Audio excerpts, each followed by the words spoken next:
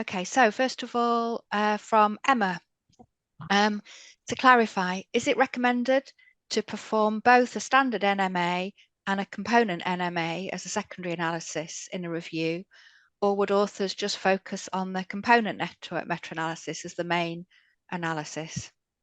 Well, I think that this, as I said before, these models are complementary, and people should and authors should consider both models in their analysis. And these models explore different aspects of the network. So a middle way, as highlighted in the slides, is to perform a network meta-analysis and then use the most effective interventions as indicated from the network meta-analysis and then perform component network meta-analysis to explore the components' effects on that. So both analyses are important. Great, thank you. And a question from Matteo. So a review has 4 nodes, drug A at normal dose, drug A at high dose, drug B, and placebo/no intervention. Is it best to use a standard or component NMA or both?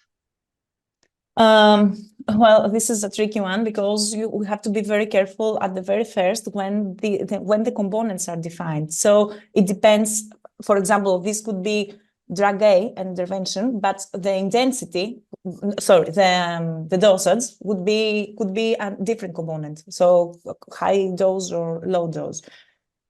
So depending on how the components are defined, you can use both standard and component network meta-analysis. If you use standard network meta-analysis, drug A at high dose and drug A at normal dose would be considered 2 different things, 2 different interventions. But if you use that component interventions, maybe if you set a component for dosage, then you can explore them separately. Great, thank you. Okay, and a question from Darren.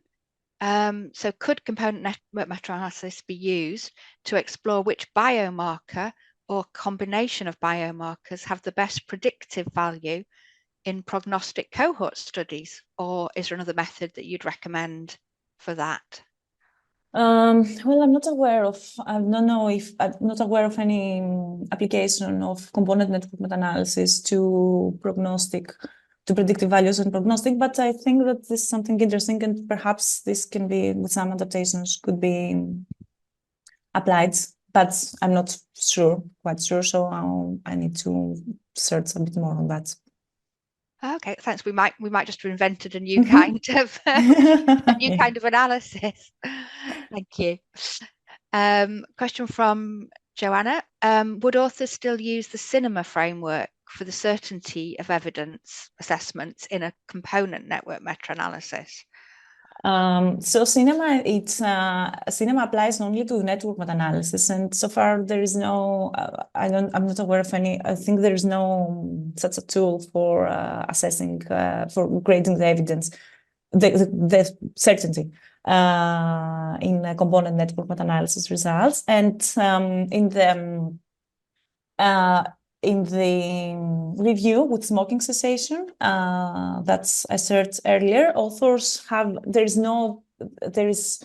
isn't such guidance, but authors used and adapted the guidance for network meta-analysis to apply to their case. So the answer is, I think, no. Okay. Not, okay. Still not. Okay.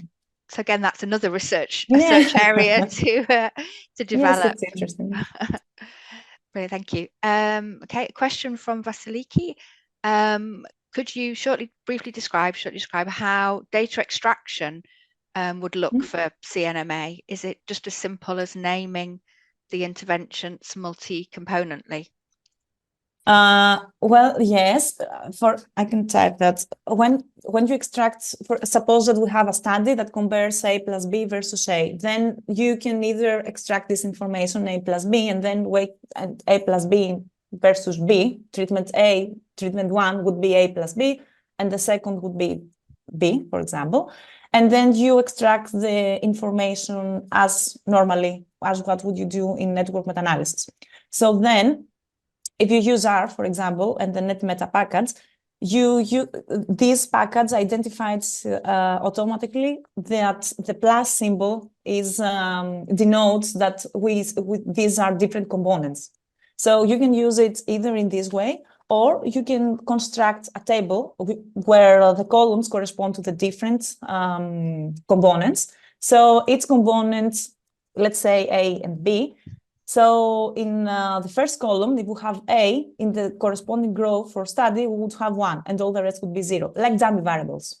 Yes, this is the word I was thinking. You can construct dummy variables for each of the components. Thank you. Okay, question from Luana. Thank you, excellent lesson. Could you show a spreadsheet preparation template to generate the NMA? Yes, I think we can add that. I can add that in the presentation, in the end of the presentation, and when we insert. Yeah, so when we put the recording up, we can add a slide with that on. Yeah, yeah, brilliant, thank you. Okay, and a question from Maria. Fascinating presentation. Could we use CNMA to explore correlations between two elements? Well, I think the answer, if I understand correct, is no here, because we have to define a priori the interaction terms that we expect to have in component network meta-analysis. So if, as in the example where for the effect of intervention A plus C, we assumed that that if these two interacted, we added an interaction term a priori to that analysis. So we don't explore the correlation between these two elements. We treat them as we know them. Okay, thank you. A question from Pascalis. Could you briefly describe the methods to check if the additivity assumption holds? Well, yes, there is a test. There is a test suggested by Rucker and colleagues. I can add the reference in the. I can insert the reference here, and also I can add the reference in the slides to have a look, a more thorough look, if that works. Overall, this is a statistical test, just like for heterogeneity. But as I said earlier, it is very crucial, and we should be very careful with that, because absence of evidence is not evidence of absence. So it doesn't mean that if additivity assumption, if the tests say that it holds, it doesn't really mean, it doesn't need to truly mean that. We have to be very careful with that. All right, okay.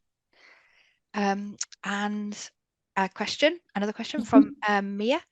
So it seems to me that the interaction term definition is key to the validity of CNMA. And she said she missed if there are tests other than comparing it to the standard NMA to check this, or would you perform different analyses with different interaction definitions? For example, additive, synergistic, or antagonistic? Well, defining the interaction terms is key to have valid component network meta-analysis results.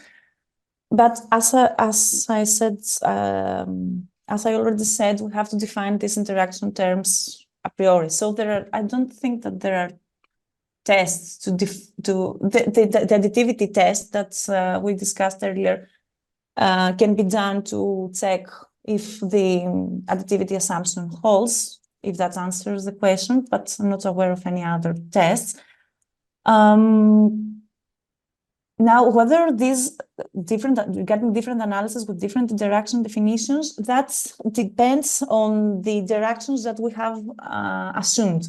So we do that a priori at the protocol stage. If exercise, for example, for weighting loss, if we have component exercise and component medication and component diet, if we consider that the exercise interacts with that diet synergistically, so that improves the effect, we have to define that before our analysis.